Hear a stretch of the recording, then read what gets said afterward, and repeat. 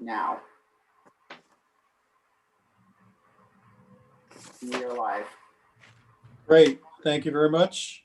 I'd like to call the meeting to order of the Board of Adjustment for Tuesday, October 20th, 2020.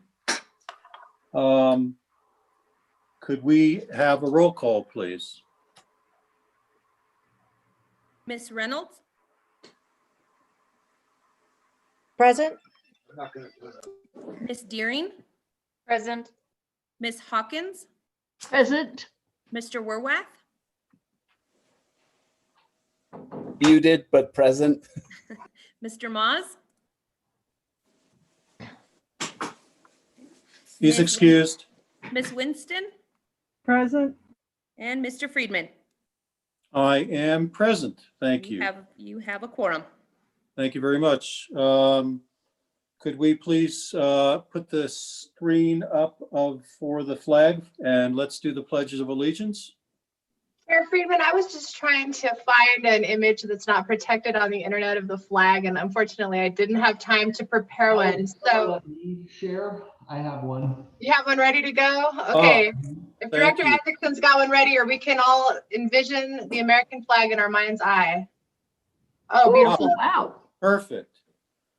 Okay, let's begin. I pledge allegiance To the to the flag. flag United States. United States of America. And to the And to the republic for which it stands, one one nation, nation, under under God, God, indivisible, Indivisible. with liberty liberty and justice for all. justice For all. for all. Thank you very much, everyone.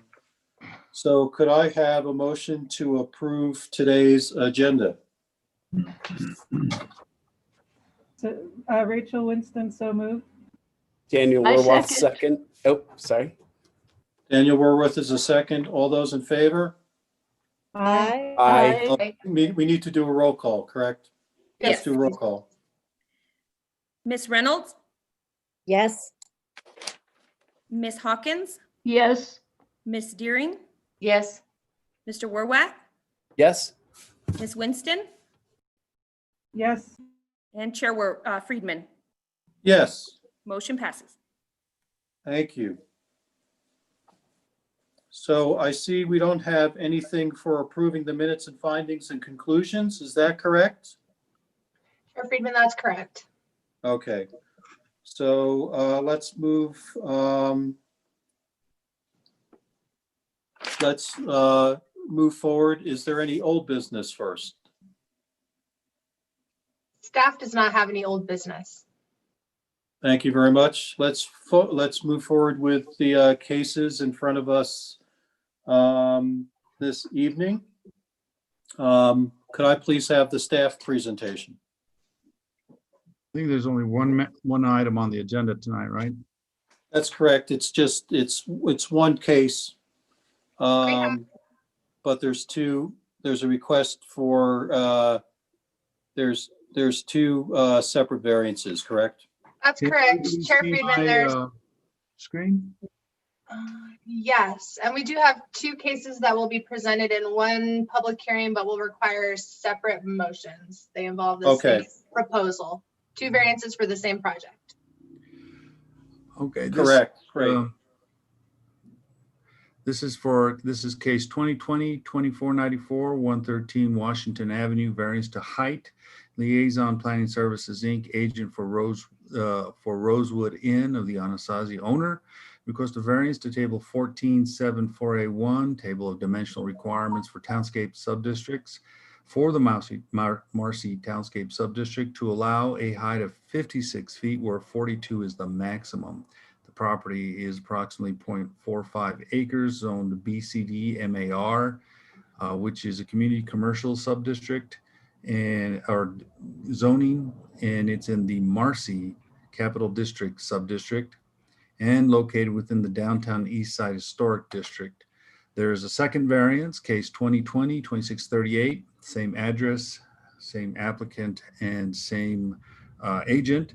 Under the same table, 1474A1, this is a request for the step backs of the same table design standards within the same townscape subdistrict. The Land Use Department is recommending denial of case 2020-2094, 113 Washington Avenue variance to height, and denial of 2020-2638, 113 Washington Avenue variance to step back. Again, Sally went over this. There are two motions that are required, one for the variances and one for findings, which we will attach at a later date. On page 2 of your report, I went over a sort of summary with a graphic that showed the variances put together to identify how the townscape design standards would overlay onto a graphic to make things easier. The graphic to the left in figure 1 shows the standard that would typically be applied for the step back as you go up and down 10 feet and up and 10 feet to a height of 42 feet.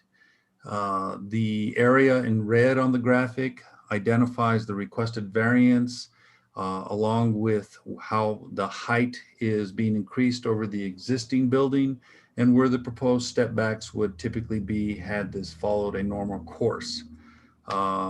This is a Google Earth map that shows where the hotel is today with the current rooftop configuration.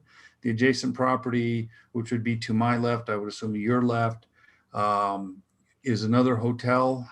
That would be the only two hotels within that particular sub-district, the Marcy sub-district. All other hotels are in different sub-districts that apply different substandards for their districts. In the memo, I did go over the Marcy town or the business capital district and how it's made up of several townscape sub-districts that have different types of design standards and requirements. This is its location within the business capital districts. The different colors represent the boundaries of each sub-district, as with some of the names that have been placed on there so that you can identify the sub-districts.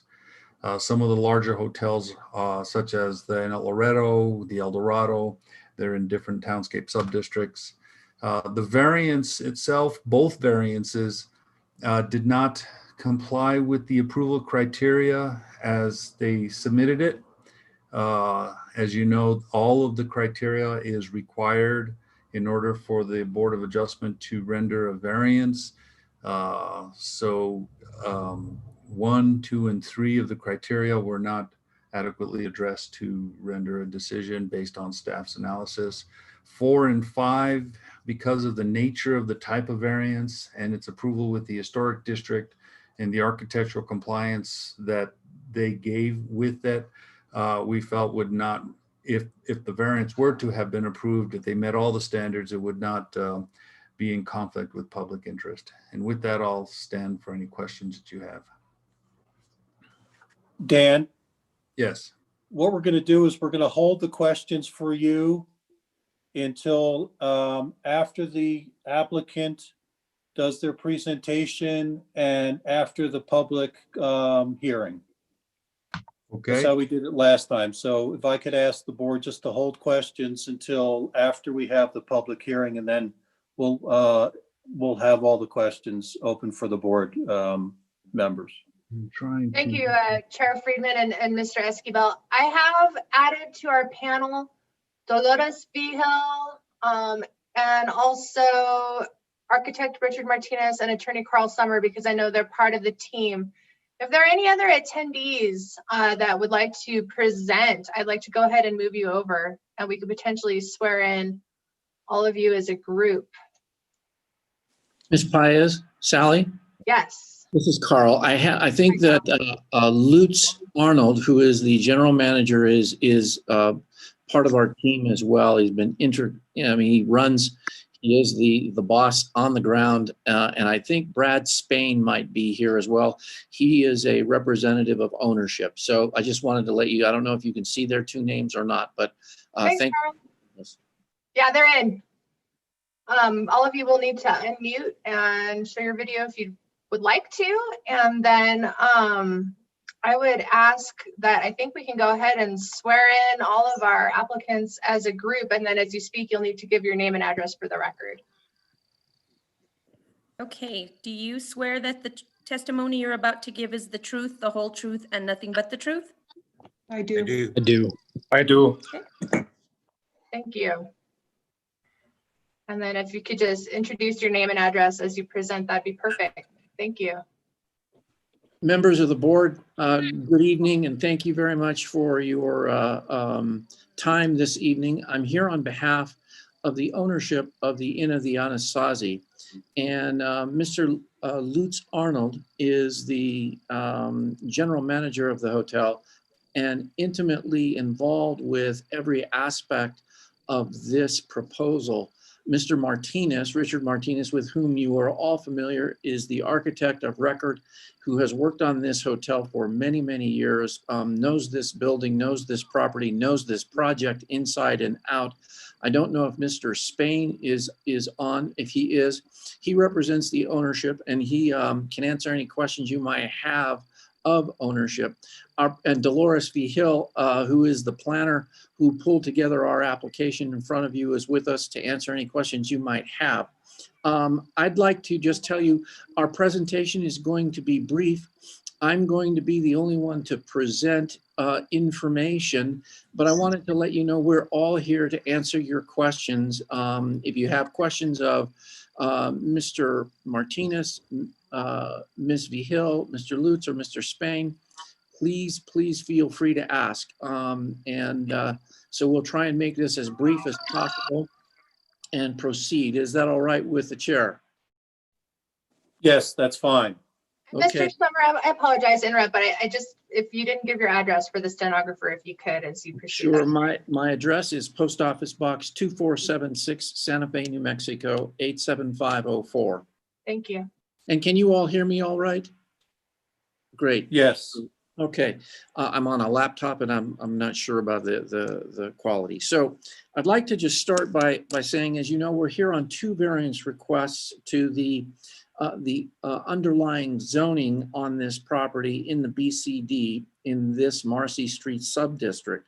And one is a height variance and the other is a variance to the required step backs as a building goes up above 24 feet. And I must say, Dan has done just an excellent and thorough job of providing you the information about this project. I am increasingly impressed with the level of detail he is able to achieve and the clarity. And so I'm not going to go over every aspect of the project, but you can see what I'm going to do tonight is talk to you a little bit about the origins of this proposal, the history of this case and its project over the course of the last 8 and 9 months, and what we've gone through and what we've done. And then I'm going to talk to you briefly about the factors that we believe apply to the variance in this case. So with that, let me just tell you a little bit about this project. As you all know, it goes without saying, the downtown area in downtown Santa Fe is critical to the long-term cultural and economic viability of our community. It is the heart and soul of our culture in this town and the economic engine that drives this town in many, many ways. You all know that Santa Fe makes the list of destinations to go to visit, and to live year after year consistently. And it does so in a worldwide fashion, not just nationally. The downtown area provides visitors and residents with a rich cultural and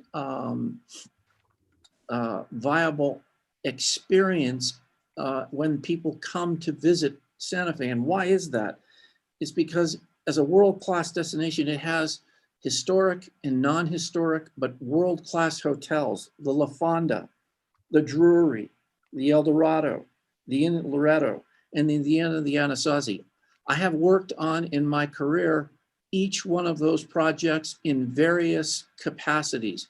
And so I'm very familiar with the amenities they supply, how they've evolved over time, how they do and do not comply with the underlying regulations, but how the city has allowed these sort of world-class properties to continue to be viable and to continue to provide residents and locals alike with a rich experience that makes Santa Fe popular and enjoyable and unique. So in order for Santa Fe and the downtown area to remain and to continue to be what it is, which is a world-class destination with a rich experience, it's important that the properties in the downtown area remain viable. And another way of saying that is that these properties don't become obsolete in one way or another, that they become less attractive and therefore less viable for in the market. So if you look around the downtown and the amenities of the hotels that are of the same nature, the same class of hotel, you have the El Dorado. They were just in last year on a project that I worked on with Mr. Long, and they put in a rooftop swimming pool, gazebo, and lounge area above their, what was their convention dining area. That had to go through a very similar process that this application is going through. As you all know, the La Fonda has a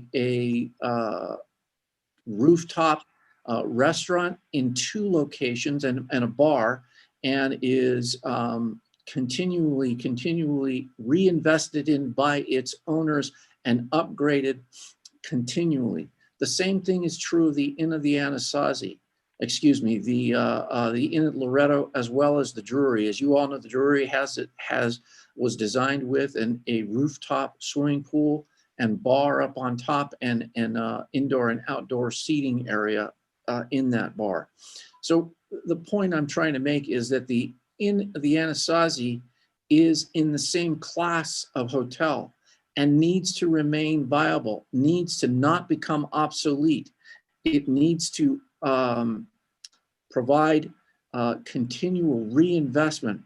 And fortunately for Santa Fe, we have an owner that is represented by Mr. Lutz and Mr. Spain. This owner is willing and desires to invest in this property to keep it viable, to keep it successful, to keep it competitive. Unfortunately, there is nothing that can be done to this property without a variance almost.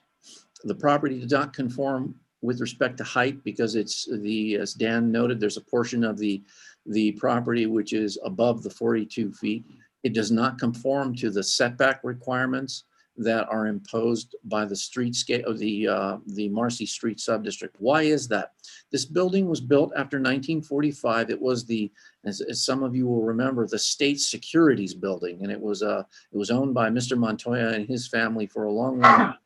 And it was redeveloped, and it was non-conforming when in 1982 they passed the BCD ordinance and imposed the sub-districts and the height requirements and the step back requirements. This property did not conform to almost each and every one of the criteria in the sub-district. So for the most part, as Dan's report notes, it is a legally non-conforming structure.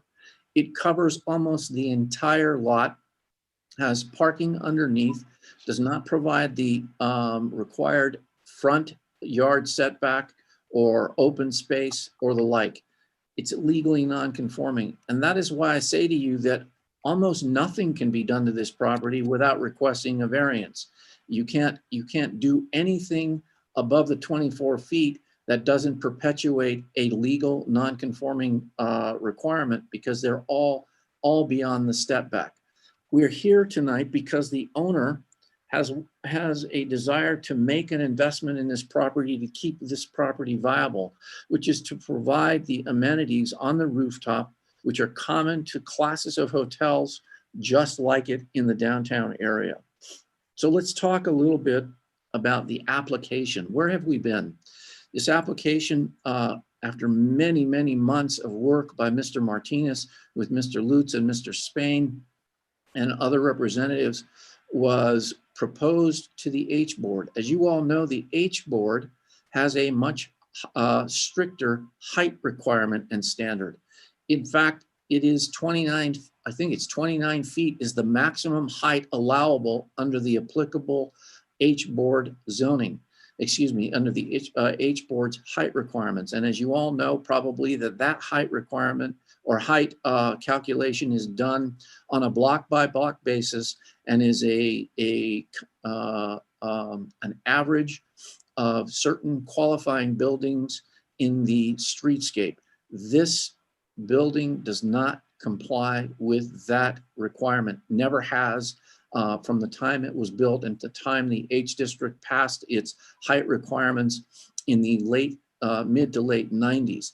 So we had to go in front of the H board for a couple of what they call exceptions. They are very much like your variances, but they require certain findings by the H board. We went to the H board. The H board approved the exceptions. And as you all know, the H board's function is to protect the downtown and preserve the harmony so that damage is not done to the character of the downtown, which, as I said at the beginning of this, is absolutely vital to the continued economic and cultural sustainability and viability of downtown. And the H board is largely responsible for safeguarding that. This application went in front of them in the spring of this year, and it went in front of them twice, and it was approved except for one portion of it. The design was approved, the height was approved, and the board wanted the chimneys along the front as originally designed by Mr. Martinez. They wanted those chimneys kept to the same height so that you didn't have these pillars in front, though they had been incorporated in the design. That decision, which was an approval with that exception with respect to the height of the chimney, all other aspects of the project were approved. That was appealed to the city council. The city council upheld the Historic Design Review Board's decision, which meant that we went back to the Design Review Board. Mr. Martinez, Mr. Lutz, and Mr. Spain redesigned the project to conform to the Historic Design Review Board or the Historic Districts Board's requirement that the chimneys be redesigned. That design was approved by the H board in September, as Mr. Esquivel notes. Why do I say all this? This isn't an H board approval. It's not a design issue.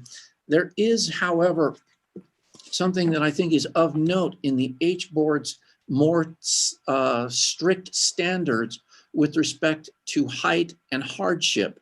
And I point to the H board's decision early on in this case, the first decision, their findings of fact, I don't know if they're in front of you, but they were the findings of fact from the March meeting and conclusions of law. I'll just read to you a couple of paragraphs which were critical, and they'll sound familiar because they deal with much of the same standard. It's not exactly the same, but it's similar. Paragraph 12 of the Historic Design Review Board's findings say that the board adopts staff's findings that the height exception, remember the height requirement is in the 29-foot range, and Mr. Martinez will correct me, but I believe that was correct, is required due to special conditions and circumstances which are peculiar to the land or structure involved and which are not applicable to other lands or structures in the related streetscape. That was a finding by the H board under a stricter height standard. Going on, the board says in paragraph 13, the board adopts staff finding that a height exception is required due to special circumstances and conditions that are not the fault or action of the applicant. As you all know, that the law does not suffer somebody to create a hardship for themselves. And the board found that in fact, this hardship was not created by the owner. I think that what is really important is the board's finding that the potential damage to the character of the street and negative impacts with regard to the purposes of that section of the code under the H board would be minimized by ensuring that the three front chimneys do not exceed the height of the existing chimneys. That was the one qualification that got fixed. Other than that, the board found that the streetscape would not be negatively impacted. Why am I saying this? Because I think it's consistent with what Mr. Esquivel, Dan, has said, that this does not violate the public interest. Our request for a variance in front of you does not violate the public interest. And also that the request is due to circumstances that are peculiar to the structure and land involved. That goes directly to one of the standards that you deal with. So I wanted to let you know this project has been through 3 iterations and has received approval at the council level and back at the H board level with respect to the height under a more strict height standard. So let's go to, if we can, to this application and the criteria in front of you. Dan's memo lays out and quotes the standard in a very, very efficient way, and I appreciate that he's done so. It makes it easy for all of us to follow. And he points out on pages 3 and 4 how the property does or does not conform to the existing requirements. And I think largely you will find that he agrees, and I agree with him, that this property is largely legally non-conforming. Let's go to page 5 of 15 of his memo, where he lays out the criteria under section 14-3.16C, and that is, and it's C1 A through D. And it says that the applicant must meet one or more of the following special circumstances. If you look at circumstance number A, unusual physical characteristics exist that distinguish the land and structure from others in the vicinity. It does not say in this particular townscape. It says in the vicinity. So unusual physical characteristics exist that distinguish the land or structure from others in the vicinity that are subject to the same relevant provisions of Chapter 14, characteristics that existed at the time of the adoption of the regulation from which a variance is sought. That criteria is almost on all fours, exactly like the criteria found by the H board. What are those physical characteristics that distinguish this land from other structures in the vicinity?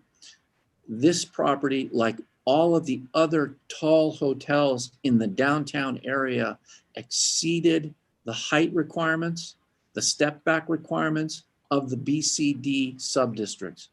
You can tell that by the variances that have been requested by the Eldorado, the approvals at the Drury, the requirements of that the La Fonda has had to meet over the years.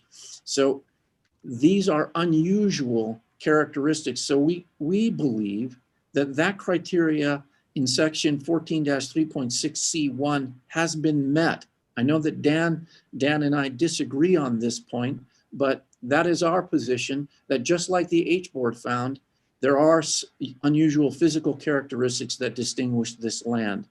I note to you, again, that we couldn't fix anything on this property on the rooftop or anywhere, or do anything to this property without getting a variance, because this property already exceeds the required the height limitation in this subdistrict. I'm not sure that subsection C applies or does not apply, but it is interesting to me that subsection C that says that there is an inherent conflict in applicable regulations that cannot be resolved by compliance with more restrictive provisions of as provided in 14-1.7.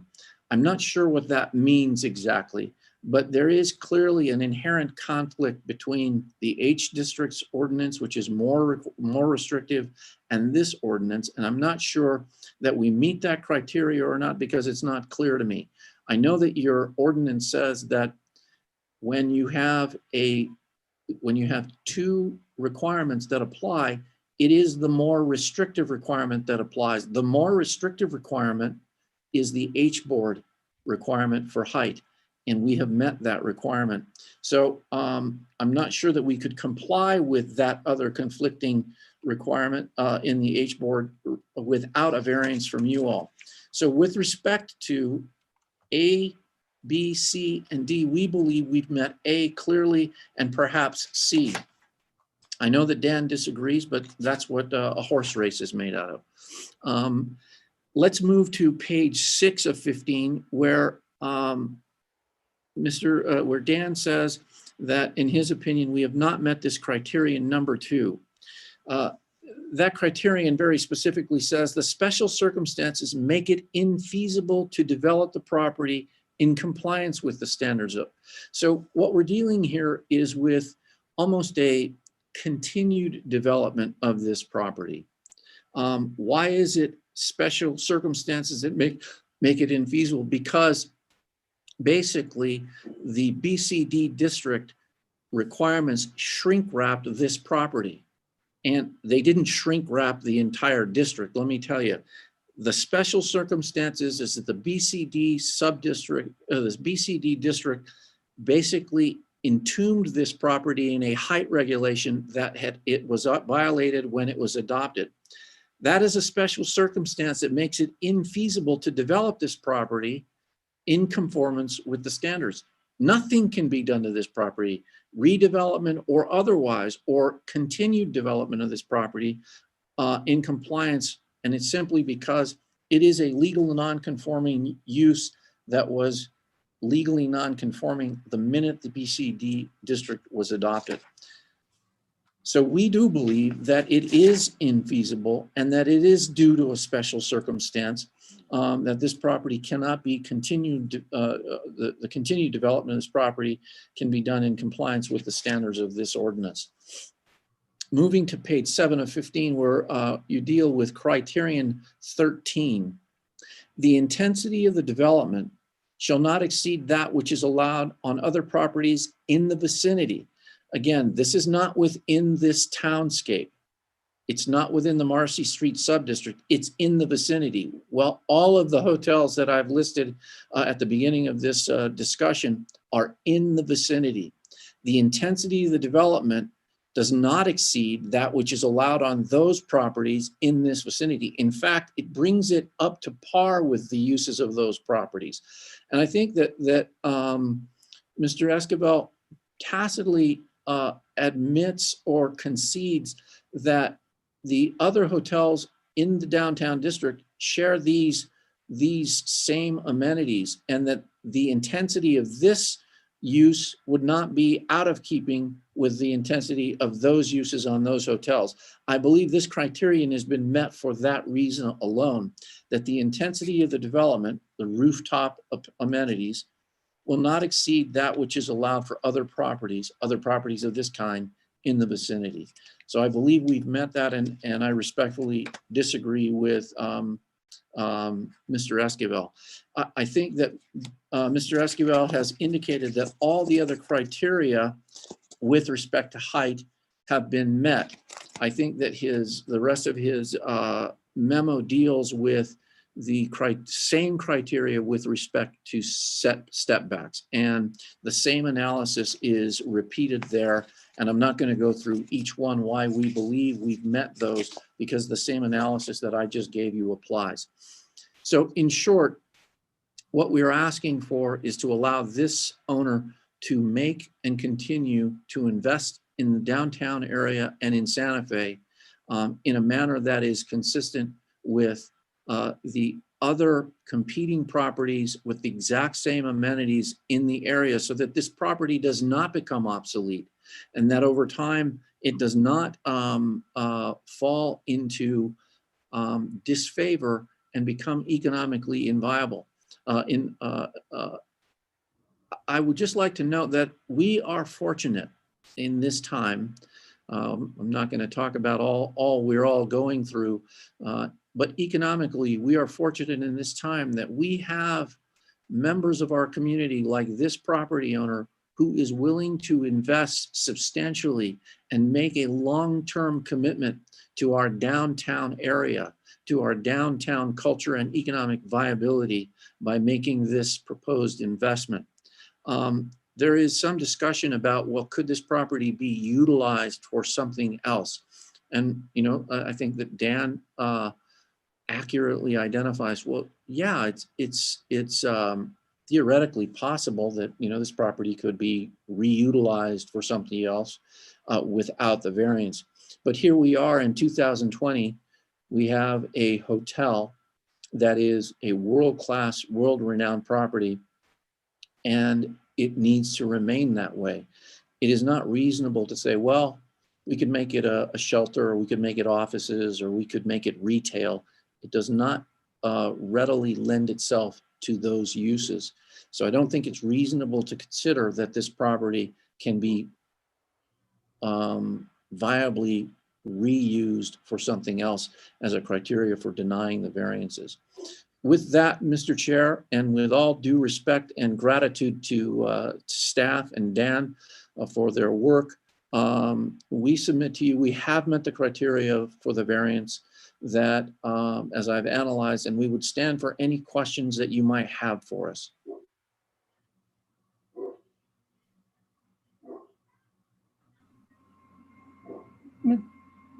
You're on mute. Chair Friedman, you need to unmute. My apologies. Thank you, Mr. Sommer. Before we have questions for you or staff, we're going to open up the hearing to the public. Are there any members of the public here? There appears to be one attendee who's not currently on the panel. And if that person would like to provide public comment, if you could please raise your virtual hand. I can allow you to provide public comment. Chair Friedman, I'm not seeing any hands. It appears that our one attendee is maybe just viewing tonight. Okay, thank you so much. Under those circumstances, we're going to close the public portion of our hearing. And any questions from the board for Mr. Sommer or any of the other representatives of the applicant or of staff? Mr. Chair, Rachel Winston with a question. Yes. For staff first. Could staff, I'm looking at page 14 to 15. It's criterion number 4, and this is it says the applicant's response to 4B states that. I'm going to guess that isn't actually what the applicant responded. It says the Planning Commission is granted the authority by code to allow for roads that are more representative of the development pattern in the existing neighborhood. Mr. Chair, that is correct. I failed to remove that. I used the previous memo as a template. I'm sorry for that. And Mr. Chair, if I could ask the applicant a question, Rachel Winston again. Absolutely. Yeah. Carl, Mr. Sommer, can you review, you went through the criteria and that was very helpful. Can you go over, and the same criteria number 4, can you review that? Your Yes. responses to criterion number 4? Yes, as I read it, the variance is the minimum variance that will make possible the reasonable use of land and structure. The following factors shall be considered: B, consistency with the purpose and intent of Chapter 14, with the purpose and intent of the articles and sections from which the variance is granted, and with the applicable goals and policies of the general plan. So that's the criteria we're dealing with, correct, member? So our position is this criteria and this factor is broadly encompassing. It talks about considering the consistency with the purpose and intent of chapter 14. So, and the articles that we're dealing with. The articles that we're dealing with here are design features, and those design features are setback and height. And so what informs this in chapter 14, I think by and large in an overriding way, is that the Historic Design Review District deals with a more strict and stringent policy as well as standard in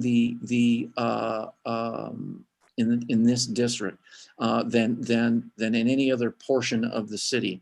So those criteria deal with, is this consistent with the policies of preserving the harmony on this streetscape from a historic design review standard, which is a very much more stringent and specific standard than the general criteria.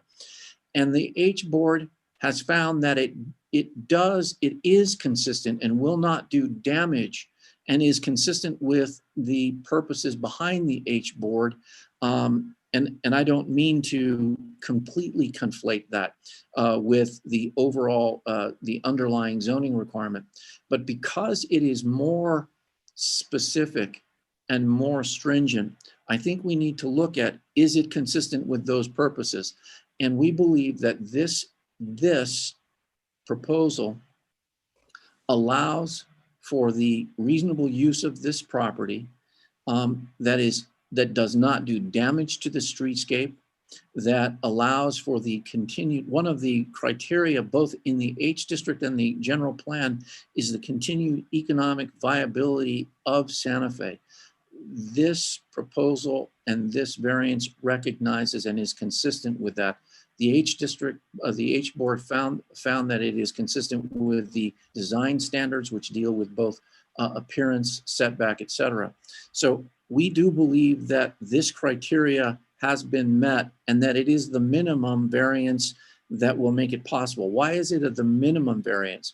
Because in order to do anything on this property above the roof line, you need a variance. So in order to use anything of a single story nature of any kind, you need to have a variance for a single story. We're not asking for a variance beyond what it would normal to allow for one structure of a normal single story height above the requirement. And I believe that is consistent with what Mr. Esquivel has found about the other criteria related to the minimum variance allowed. You wouldn't be able to use the top floor if you had to meet the setbacks. When I say the top floor, the roof, if you had to meet the setback requirements, you could not put anything up there. So at all. So I believe that this is the minimum variance, and that the factor that is most important is that factor B. I hope I've answered your question, Ms. Winston. Yes, thank you. Thank you. Any other questions from staff? I have a question. Oh, Yeah, I was just going to recognize Mr. Rothhaus's hand. thank Thank you. you. Thank you, Chair. This question is for land use staff. I'm not as familiar with how this works with overlay districts, but what are the height limits? And it appears this parcel is adjacent to two other BCD sub-districts, correct? Do we know offhand what the height limits in those two zones are? Are they considerably higher than the Marcy Street sub-district? Mr. Chair, if you give me just a couple seconds to pull Sure. that. And the reason I asked, those are, the districts within which the comparable hotels that we're comparing these to are located, which are, of similar height. And I guess the point of me asking that is ultimately like variances are a very messy tool in land use code. And so is there a process similar to a rezone that could move this parcel into one of those adjacent sub-districts? That would be a cleaner way of allowing for the additional height without a variance.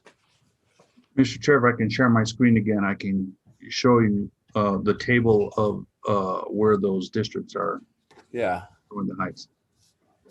And I'm not controlling that, screen, but go ahead. 1 second so I can, there we go. Oops, what happened there? All right, if you can see my screen, this is the table of dimensional standards. Can you guys see my screen on that? Yep. And these are the sub-districts. You got 14 of them. So this is how I read this table. This is the maximum height. And if they have step backs, they'll be listed in the first column. So in the Alameda, you have 56 feet. In the Barrio, you have 24. Cerrillos is 45. Don Gaspar is 24. East Marcy, East Palace is 27. The Loretto Chapel, they have it has its own special sub-district, and that's why that note is there. They created a special sub-district for the Loretto. And then the Marcy, where this is, you have a 42-foot height, 24, 24, 36. So they're all somewhat different when it comes to height standards within the business capital district. As I indicated in my memo, they were trying to match the appropriate area given that walk around that they did. As you know, this was an area that was a C3, and then there was an I1 area. I mean, all of them had different characteristics. So that's what's reflected within each one of these sub-districts. And I'd like to make a comment on what Carl said on the previous one with the arrow on that one. The criterions 4 and 5, staff did believe that they met the criteria for both variances for criterion 4 and 5. So we may have come up with different analysis in terms of how that came to be, but we both agree that they've complied with criterions 4 and 5 for both standards and both variances. Okay. So I hope that answers your question. It kind of does, but I'm left even more perplexed now because none of these BCD height limits are as tall as any of those hotels that we just, so do we do height limits in the zoning and then exceptions for hotels? Or how is it that we've arrived at having a bunch of hotels downtown that don't comply with their existing zoning and seemingly can intensify their use even as recently as the remodels at El Dorado, which apparently is some considerable height taller than the zoning district allows on paper? And that's a good question.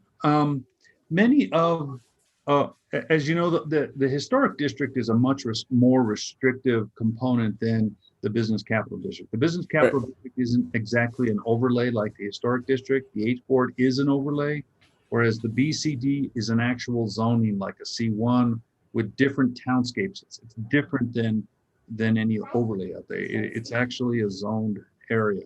Right. And what happened is many variances occurred before 2012 when the variance standards were very different. This body saw many of those types of variances where hardship played a very key factor in how these variances were deliberated on.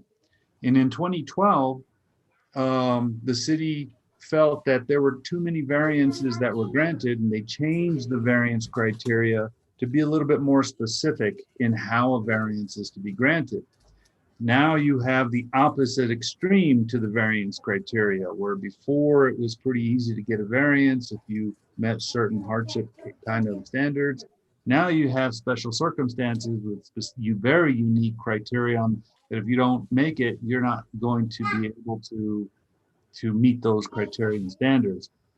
And that's how some of these hotels were able to achieve their goals And then some of them were just legal non-conforming at the time the business capital district came in. They were already at some of these heights. So it's a combination of a lot of things that sort of made up what you have now. And then the historic district tries to maintain control over that so that it doesn't inch up and move away from what they're trying to keep it established for historic qualities. That's very helpful. So it is more or less a combination of factors that allowed folks to circumvent what's in place now for current zoning rules. I guess maybe this is a question for legal, maybe land use, but in the hierarchy of land use precedents, how does historic as an overlay interact with our fundamental zoning that underlies it? I assume it can't like an approval from historic doesn't supersede zoning or we wouldn't be here. But it would be helpful just for a little context to understand the way that those two different sets of policies articulate and if one has primacy over another. Sure. Chair Friedman, Member Werwa, thank you for the question, which is a good one. We have real explicit language in the historic districts ordinance with regard to height. And what that says is that if an applicant would like to exceed the height allowed by the historic district, that they first try to get an exception from the H board. And if that's granted, and they still need a variance to the underlying zoning maximum allowable height, that they then would proceed and request a variance. So that is why we're following that procedure here. And we have the very general rule that the more restrictive requirement always applies. So the underlying zoning is a higher height limit than the historic zoning. So they would need to have the exception to exceed the historic height and a variance to exceed the BCD height. And there's really not so much of a supremacy of approvals. The way our code is set up right now, it does require both in this circumstance. That's very helpful. Thank you very much. Mr. Chair, I just wanted to correct something I said. The allowable height on this property, it goes along with what Mr. Rohrwath was asking about. The allowable height under the H district is 20 feet 1 inch on this property. I'm sorry for the incorrect information earlier. I knew it was 20-ish, 20 something. It's a very low number. And the way that our code for historic heights calculates height is very convoluted and arguably needs to be updated. It's a complicated method of which properties are included and then averaged. And certain things are in that calculation, some things are excluded. So I know there's recognition by the historic board that often the historic height may not be appropriate for a property like this. I think that was something that that board did recognize, but then a question of how much extra is okay, I think is where you sort of get into the weeds. I think everyone agreed 20 is pretty low.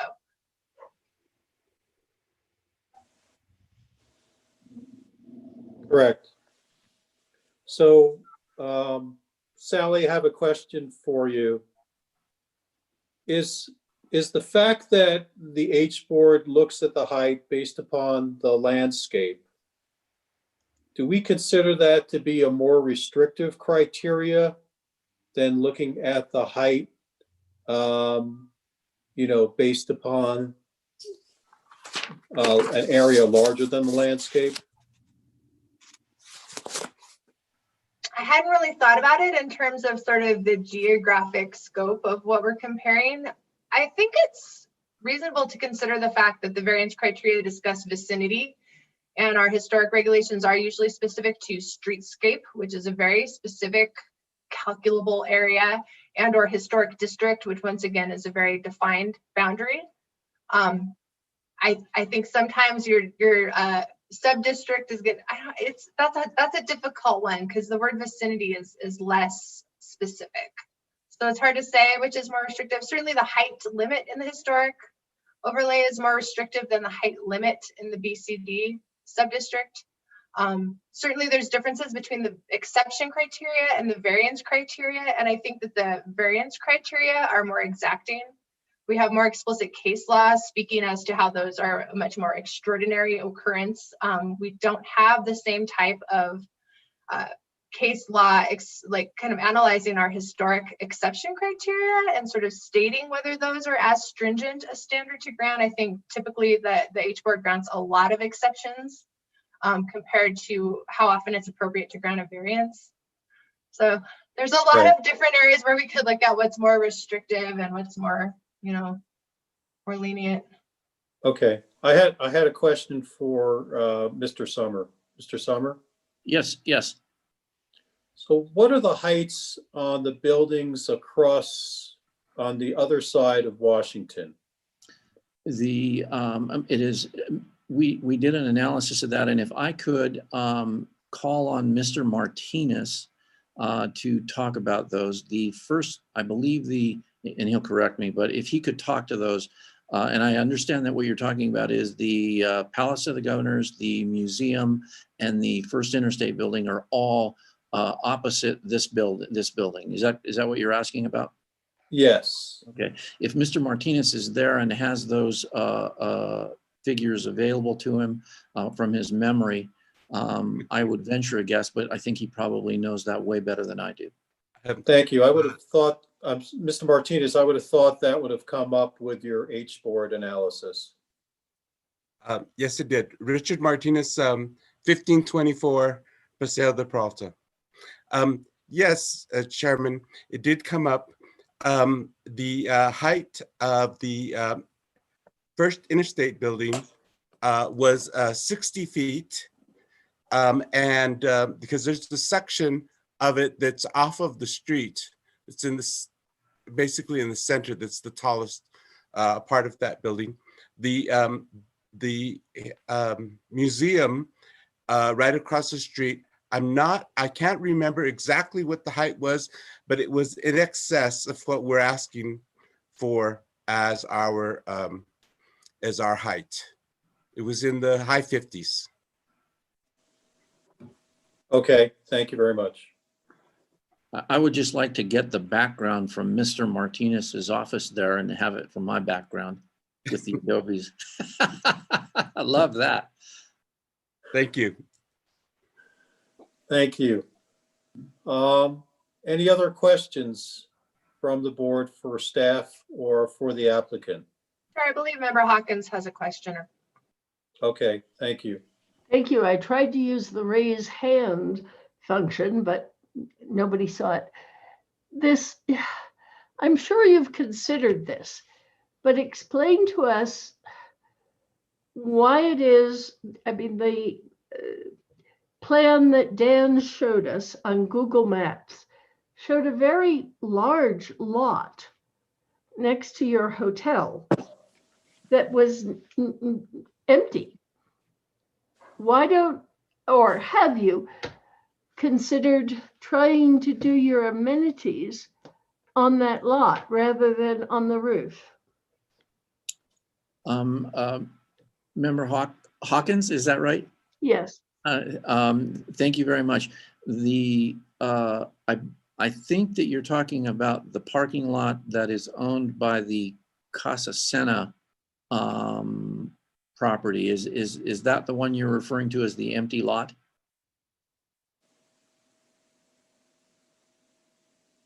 You got muted, so I can't hear you any longer. I'm not really sure. I've never used that parking lot. It did not really look like a parking lot. Dan, can you put that picture up again? I mean, it probably is, but if you gave them enough money, you could probably buy it. If it is Casa Sena, one of those parking spaces is mine. Yeah. Oh, man. Sorry. Just saying.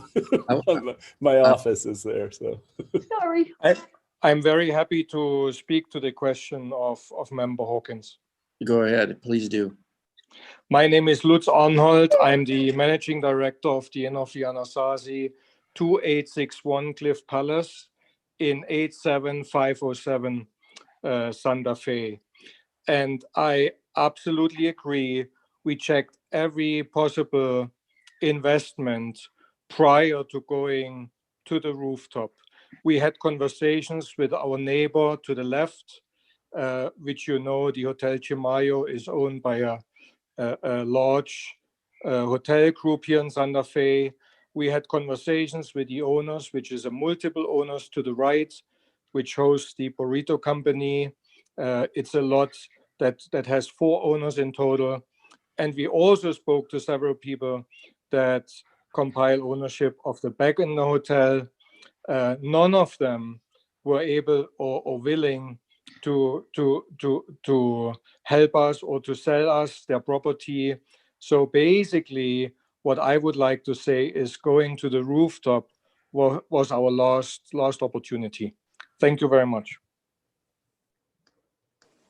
Thank you. I'm trying to see. Anyway, all right. Well, it was just an idea. Sorry.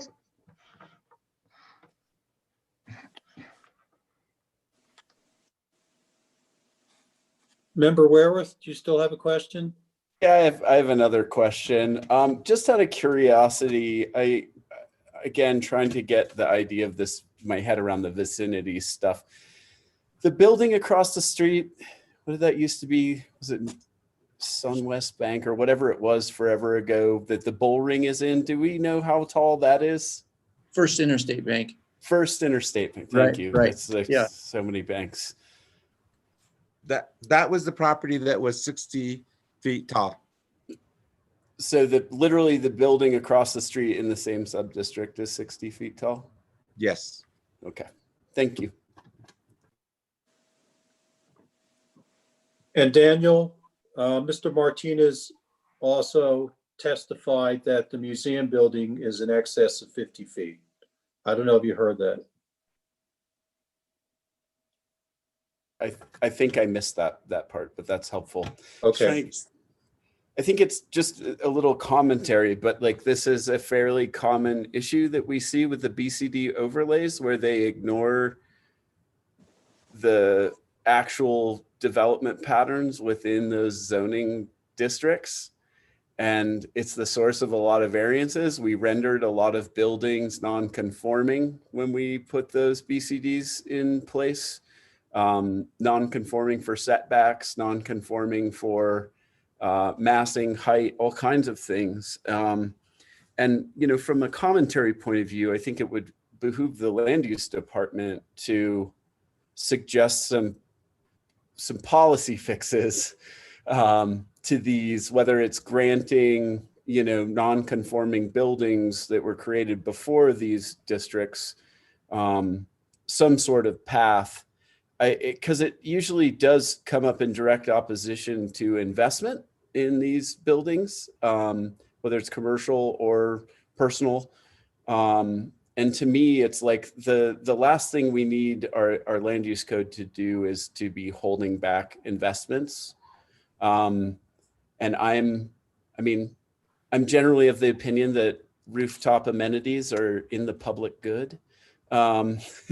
You know, I think it generally benefits the community to have more vibrancy. Those seem to be some of the rare hotel amenities that also attract locals downtown. So I think that's just an interesting thing. But I would just like to point out that long-term, I think there is some work to be done from the point of view of our land use code. Because the way that I view land use, right, is how we create equality amongst property owners. And we have a situation where we have many property owners in the vicinity of this project who have been allowed significantly more intense development than the code says this building should be allowed. But whether that practice is ad hoc or under different regulatory frameworks, we're now holding people to a different standard than the standard under which their competitors and their vicinity is being held. And to me, that's a violation of that fundamental equality that we're trying to create. There's a lot of stuff in Santa Fe that's like, you did this at a certain time, and so it's okay, but everyone after can't do that. I think our entire land use code is like that. You couldn't rebuild the historic district. I think it's one of the most ironic facts of our own land use code that you couldn't rebuild our most cherished parts of the city under the code that regulates them currently. but this just in general, from the commentary point of view, is that we need to hold foremost that our land use must treat people equally. And sometimes that comes into conflict with the way the code is written. And to me, you know, holding someone to a standard that someone who redeveloped their building 10 years ago or 12 years ago didn't have to follow.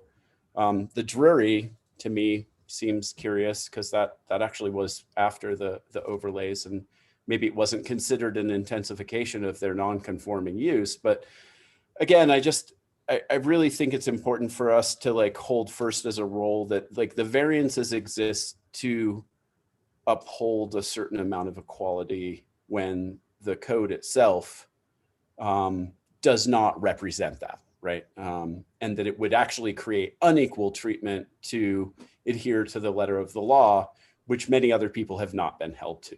And so I offered just that sort of general commentary. I know that doesn't answer specific criterion, but I think it's worth just keeping in mind as we try and make sure that our land use treats people as fairly as possible. Very well said. And the same would, I'd you. hope, be said if we were trying to build a 5-story affordable housing complex downtown. But I don't know that that would, we would have the same abilities, right? So, you know, Yes, I hope that we can ever. Us tonight, Daniel. I yield. All right, great. Any other questions from the board?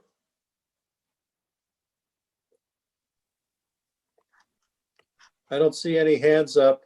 Member So, Darian has a physical hand raised. okay. Yeah, can I just say that I can never speak after Daniel? I'm not allowed. That's not true. Because I'm never as clear in my thought processes as he is and as well-spoken, so it's always a little embarrassing for me. But he articulated what I was feeling, was that it seems like almost whimsical in the way that we choose to apply or not apply, and who has to follow the rules and who doesn't follow the rules. And I know that's not the intent, and that's no one's intent to take it that casually. But if you look at the history, I'm afraid that that might be the way it appears. And so I would agree that applying standards today that maybe were applicable a couple of years ago for no other reason than someone rewrote a restriction, not because it was a fire code issue or something along those lines, is disturbing. So I would agree with his commentary, which he stated much more clearly than I did.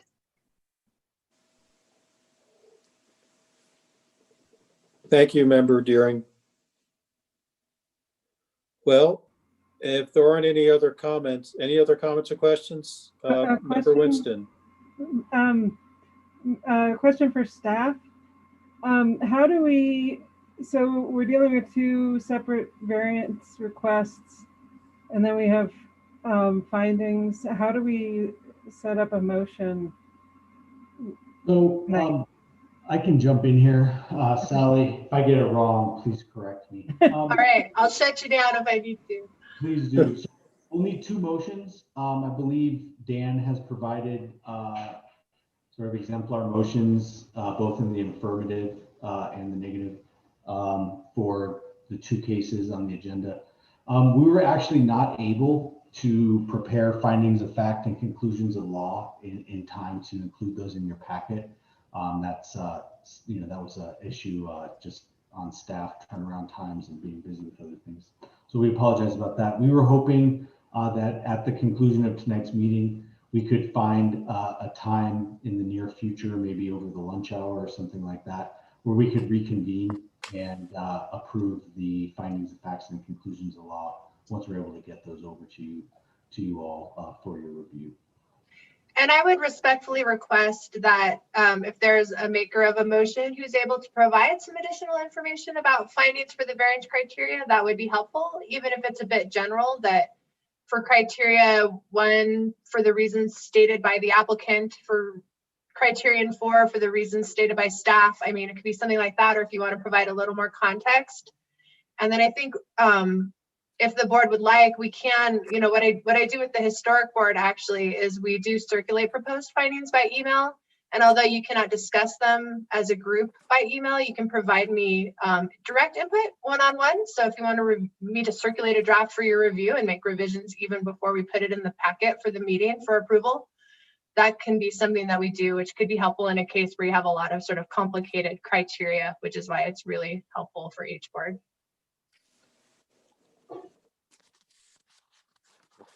Thank you very much.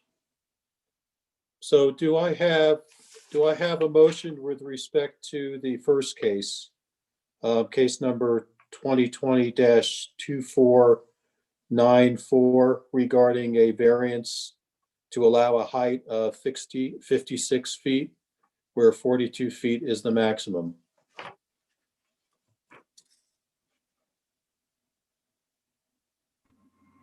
Mr. Chair, Rachel Winston with a motion. Mr.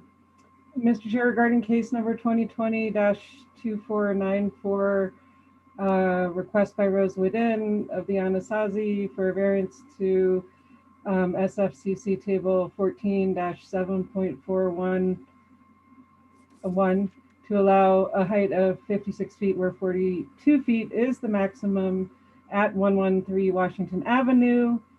I move to approve the variance requests subject to the technical corrections of approval listed in Exhibit A recommended by staff and based on the following variance approval criteria findings. That criterion number 1 is met for the reasons stated by applicant. That criterion number 2 is met for the reasons stated by applicant. That criteria number 3 is met for the reasons stated by applicant. That criteria number 4 is met for the reasons stated by staff. And that criteria number 5 is met for the reasons stated by staff. Thank you, Member Winston. Do I have a second to that motion? Daniel Werwath, second. Oh, I beat you, Pat. You're muted. Okay, we have a second by Member Werewith. Could we have a roll call vote, please? Ms. Winston, Aye, in favor. Mr. Werwath, Yes. Ms. Deering, Yes. Ms. Reynolds, Yes. Ms. Hawkins, and Chair Friedman. Yes. Yes, Motion pass. thank you very much. Now, do I have a motion for the second case, case number 2020-2638? Mr. Chair, Rachel Winston with a motion. Please proceed.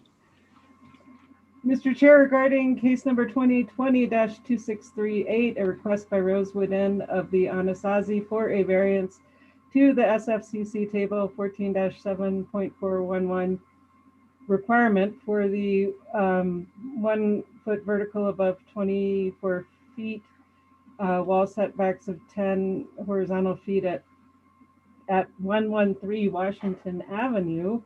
I move to approve the variance request subject to the technical corrections of approval listed in Exhibit A recommended by staff and based on the following variance approval criteria findings.